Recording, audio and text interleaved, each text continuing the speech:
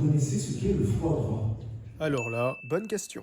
M24 Sport Santé présente la conf à l'ORT Marseille. Bon, premièrement, on vous présente nos intervenants pour cette conférence. Cécile Capdeville, nutritionniste du sport, Hervé Collado, médecin du sport et vice-président d'M24, et Alexandre Camarasa, ancien joueur de water-polo au Cercle des Nageurs. Numéro 1, change tes habitudes.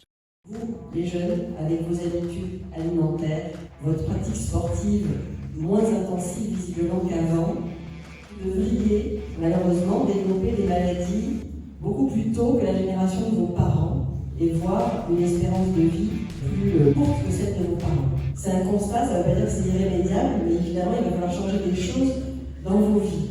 Numéro 2, attention au foie gras. Il y a aussi le foie gras qui est une maladie humaine qui est en pleine expansion, qui est provoquée alors pas par le gavage qu'on va vous faire manger, mais par l'alimentation trop riche qu'on va manger soi-même, trop grasse. C'est une maladie sur laquelle ensuite se développent des cancers. Number 3, fais attention à ce que tu manges et comment tu manges. Et pour en savoir plus, on écoute l'enquête des élèves de première. Mathilde et Lilou.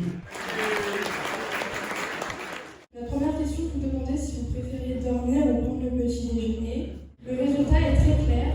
Nous sommes 45% à choisir de dormir.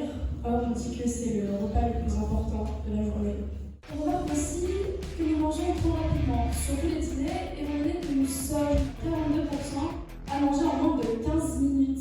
En effet, à 74%, on ne respecte pas les règles des 5 fruits et légumes par jour. Et j'ajouterais même qu'il faut faire la guerre au sucre parce que... Même si c'est du coca zéro, ça ne change rien, le sucre est toujours présent. Numéro 4, toujours avec nos deux enquêtrices qui nous montrent que le sport est fondamental. Nous étions très agréablement surpris de voir que seulement 11% d'entre nous ne faisaient pas du tout de sport. Le sport a un effet positif, voire très positif, sur notre morale. Et à 52%, nous pratiquons un sport pour le plaisir et aussi pour améliorer notre apparence. On va donc constater que sur notre génération, le sport est peut-être plus un outil lié à nos photos, vidéos, Instagram, les réseaux sociaux, plutôt que les préoccupations pour notre santé. 5.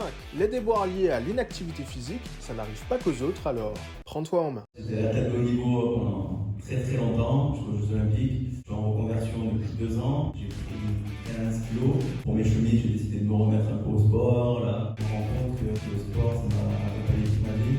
Ça m'a aidé, ça m'a rendu plus confiant, plus serein. Numéro 6. C'est très simple, fais au moins 1 heure d'activité physique par jour. L'OMS, qui est l'Organisation mondiale de la santé, a émis des recommandations. Tous les adolescents dans le monde, c'est mondial, devraient faire au moins 1 heure par jour d'activité physique. On ne parle pas de sport, on ne parle pas de sport de très haut, on parle d'activité physique. Bon, 90% des filles et environ 82% des garçons n'atteignent pas cet objectif. 7. La Team M24 te le répétera tant que c'est nécessaire, fais attention à ton alimentation. Il faut une alimentation qui doit comporter de très faibles quantités de sucre et de graisse, mais de bonnes graisses en tout cas, environ 1,5 portion de protéines par jour, environ 3 produits laitiers, 5 fruits et légumes minimum et plus si vous faites du sport, des féculents mais en fonction de la quantité de sport et un minimum 1 litre d'eau par jour. Et votre alimentation doit être variée, diversifiée. Qui dit bon public dit très bonnes interactions et donc c'est le moment des questions. Quelles sont les bonnes graisses? Qu'est-ce que c'est les bonnes huiles pour faire simple? Ce sont les huiles d'olive, les huiles de colza, les huiles de noix. Ça, ce sont des bonnes graisses. Des bonnes graisses aussi que l'on trouve dans les oléagineux, par exemple, les noisettes, les amandes, les noix. Une poignée par jour, par exemple, au goûter, c'est très intéressant. Ça va vous caler, ça va vous permettre de patienter jusqu'au dîner. Et aussi des bonnes graisses, très importantes, du poisson. Vous avez des poissons gras, comme le saumon, les maquereaux, les sardines. 2 à 3 fois par semaine, du poisson blanc et du poisson gras. Quand on prépare les Jeux Olympiques, est-ce qu'on a le droit de manger des choses qui nous font plaisir? Ça dépend de la compétition. Donc là, la France, c'est plutôt tranquille. Mais quand je me suis préparé pour les Jeux Olympiques, voilà, je suis le capitaine de l'équipe de France, une vraie responsabilité. J'allais dire nutritionniste, la seule exigence, c'est que je ne peux pas arrêter de manger des crêpes au Nutella 1 fois par semaine. Donc j'avais mes 2 petites crêpes le dimanche. À part ça, je suis vers les recommandations, mais je me sentais vraiment bien. Je voulais dépasser des montagnes. Maintenant, c'est moi la montagne, j'ai un peu plus de mal. Sincèrement, quand le corps va, tout va. Il peut être difficile de faire du sport lorsqu'on est malade. Donc finalement, le sport, est-ce que c'est fait pour tout le monde? Oui, on peut toujours trouver, et même le sport peut être médicament à la maladie. Difficile de généraliser parce qu'il faut savoir de quelle maladie on parle.